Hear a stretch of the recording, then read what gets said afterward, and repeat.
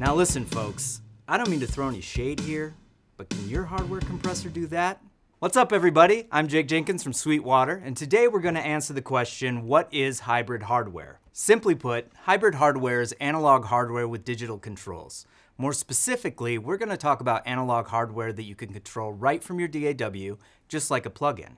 Hybrid hardware offers the best of both worlds, the convenience of digital audio with the unmatched sound of true analog circuitry. To help us understand what that means practically, we brought a special guest into the studio, the WesAudio ng76 FET compressor. The ng76 is inspired by a legendary studio compressor featured on countless hit records, but it puts a modern spin on its predecessor by offering some unique new features, not the least of which is full integration with and control from your DAW of choice. Now most of you pro audio heads out there will instantly recognize the ng76's familiar control set. Likewise, you already know why FET-style compressors, and particularly 76-style FET compressors, are so highly revered. Now for those new to the pro audio world, check out the article How Do Compressors Work on Sweetwater's blog In Sync. There's a link in the description below. As I mentioned, the ng76 presents a familiar set of controls at first glance, but there are some unexpected surprises. Let's take a closer look at the front panel.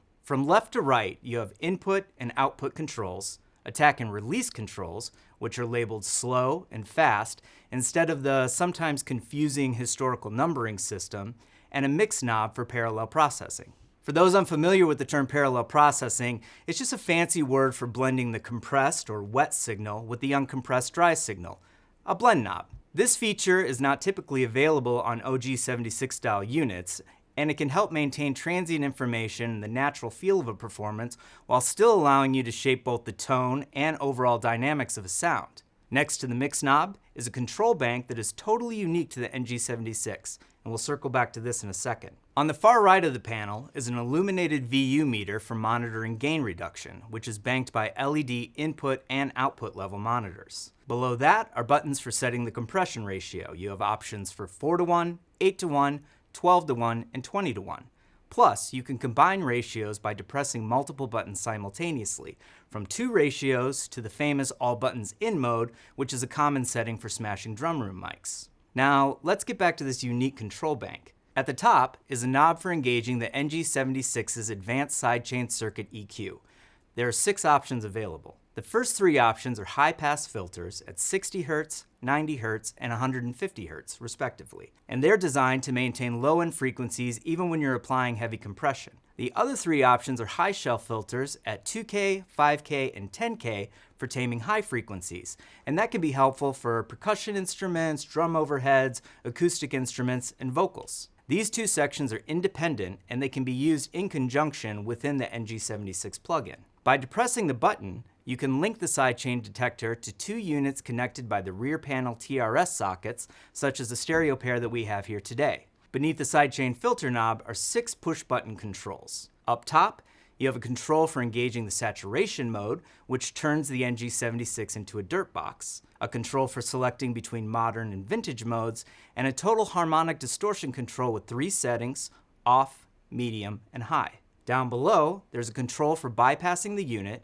and 2 controls for toggling between 2 different compression settings for comparison purposes. You can use the ng76 independently of the plugin with just these front panel controls, but controlling the unit via its plugin within your DAW is what makes the ng76 really special. DAW integration with the ng76 is straightforward and takes minutes to set up. You just download the plugin, which is available for both Mac and PC users, install it, and launch your DAW. It's that easy. Now, I'm a Pro Tools user, but the plugin comes in VST and AAX format, so you can use it in whatever DAW you prefer.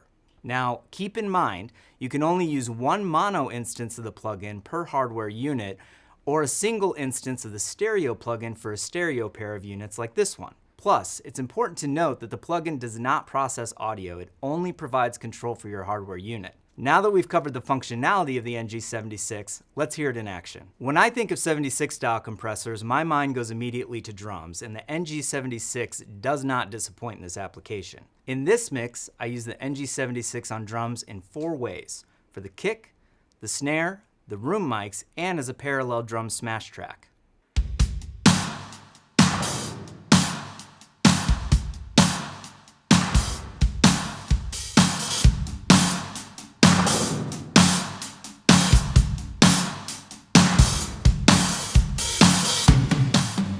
This drum recording is unique, as it's a combination of a recorded acoustic kit and layered electronic drums. The kick drum comprises 5 parts: kick in, kick out, a sub kick, a down-pitch sample of the acoustic kick, and an electronic kick sample from an MXR 185 drum machine. When layering drum sounds, I like to send all the individual elements to a single bus and apply compression at that point to glue them together into a cohesive sound. I've instantiated the NG76 plugin on the kick bus channel and routed the channel's output to line 3 of my Universal Audio Apollo Twin interface. In my home studio, I have limited I/O, so I generally print through hardware using this method. If you have a more complex hybrid studio and want to use a pre-established hardware insert for the NG76, you would instantiate the NG76 plugin and your hardware insert plugin on your track. If that sounds a little complicated, the important thing to remember is this: the NG76 plugin only controls the hardware. You still need a way to get audio in and out of the unit. For this kick track, I opted for vintage mode, which uses a transformer-coupled input. I dialed the attack to its slowest setting, the release to around 1030, and set the ratio to 4:1. I also set the sidechain filter at 60 Hz to preserve the kick's low end. Finally, I applied some total harmonic distortion. Now the difference is subtle, but what you should be listening for is an increase in the kick's punch, presence, and weight. For best results, listen through high-quality headphones or studio monitors. We'll start with the unprocessed sound, and then I'll engage the NG76, and then toggle them back and forth so you can hear the difference.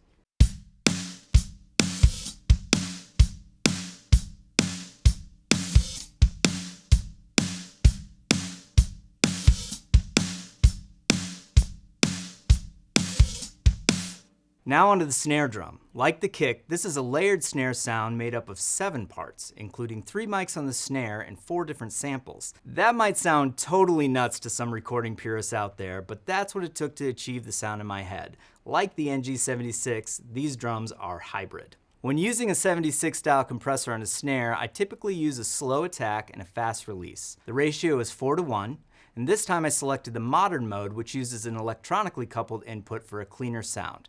This snare needed to cut. For the snare, I think you'll agree the results are much more noticeable than the kick.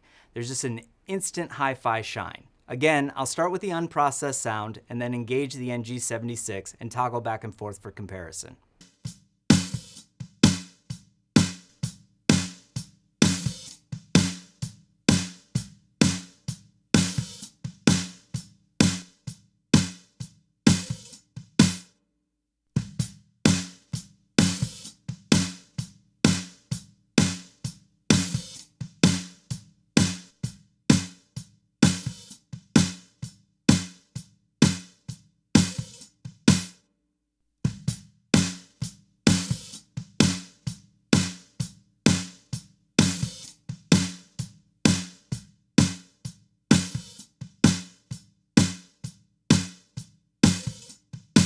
Next up, the room mics.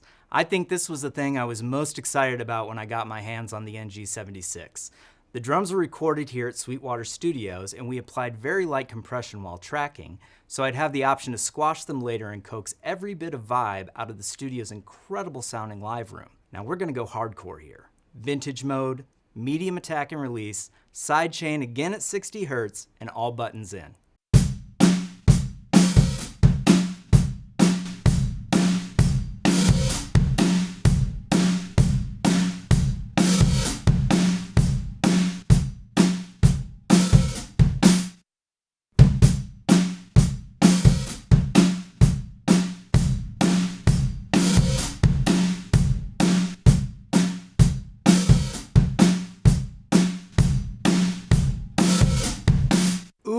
And gooey and drenched in rich analog tone, this is an application where hardware is irreplaceable. Now, I love my plugins, but they don't do it like this. And wait, it gets cooler. Remember, we're controlling this hardware with a plugin, which means we can automate it. For the bridge section of this tune, the drums slip into a half-time groove, and I wanted to accentuate their dragging feeling and dial up some dirt. To do this, I opened the plugin automation window and selected the release and total harmonic distortion parameters for both units in the stereo pair. Then I drew in the automation on the track to drop the release time to its slowest value and punched in the total harmonic distortion. I'll play through the bridge into the chorus and you'll see and hear the automation change the hardware's behavior in real time.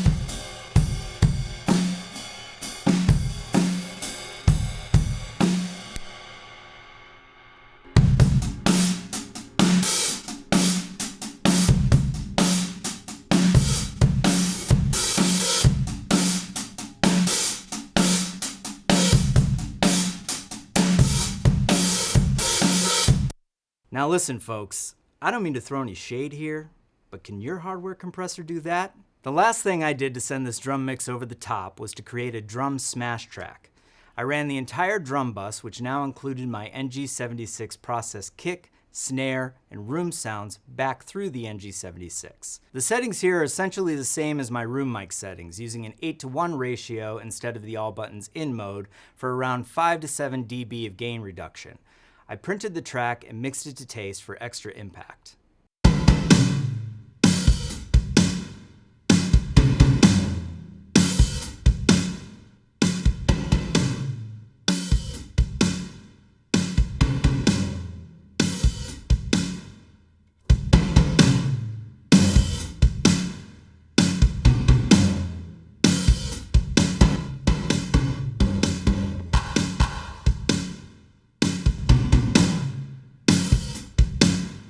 Before we check out a couple more audio examples, let's hear the drums with and without the NG76.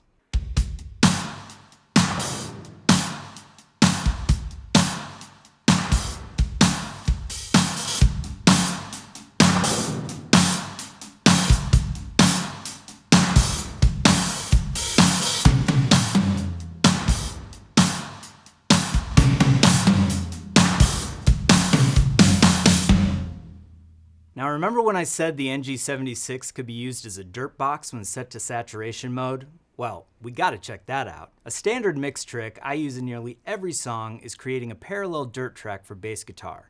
Layering a distorted bass beneath a clean one can help the bass's higher frequencies cut through a dense mix while fortifying the low mids. Again, since this is hardware, you have a lot of flexibility in terms of gain staging. If you max out the NG76's input control, you still have room to drive it with more output from your audio interface, which is what I did to get the sound I wanted. Like the drum smash track, I feathered this into taste. Let's take a listen.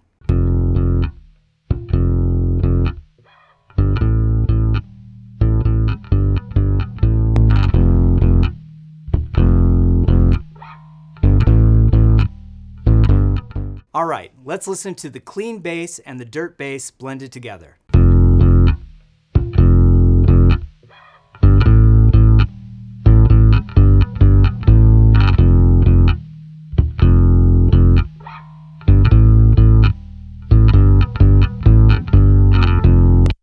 Okay, let's move on to some acoustic guitars. I feel like acoustic guitars always need a little compressor love, especially when acting as a percussive element in the mix. I doubled the acoustic guitar part for this song and panned the performances hard left and right. When I double track acoustics this way, I prefer to send them to a stereo bus and compress them together. It makes them feel like they're operating as a single entity rather than two distinct parts. A little compression goes a long way for acoustics. Medium attack and release, a 4:1 ratio, sidechain at 90 Hz to keep their bottom end intact, plus modern mode and some total harmonic distortion set high for crispiness and clarity did the trick.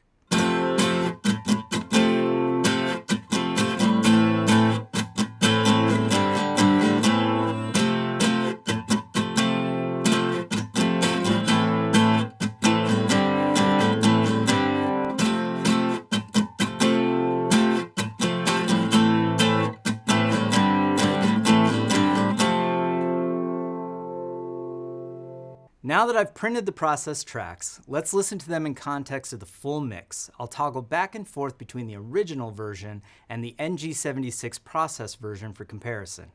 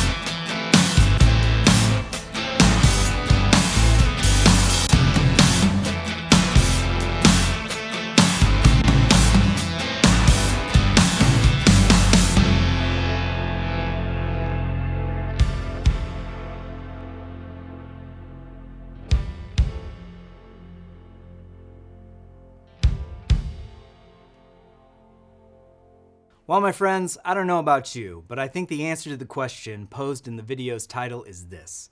Hybrid hardware is the future. It's a no-sacrifice way to incredible sound where you get real analog character and all the conveniences of plugins, including saving and recalling presets and automating parameters. Now imagine this. You can pull up your favorite tracking presets instantly. Plus, you can save your hybrid hardware plugins with their presets right in your mix templates. And that's a huge time saver when you're working on a complete set of songs for an album or an EP that features instruments recorded similarly. But most importantly, this way of working is really fun. If you're interested in hybrid hardware for your studio, the WesAudio ng76 FET Compressor is a great place to start. Thanks for joining me. I'm Jake Jenkins from Sweetwater. Please like and subscribe if you value this content, and head over to sweetwater.com for all your music instrument and pro audio needs.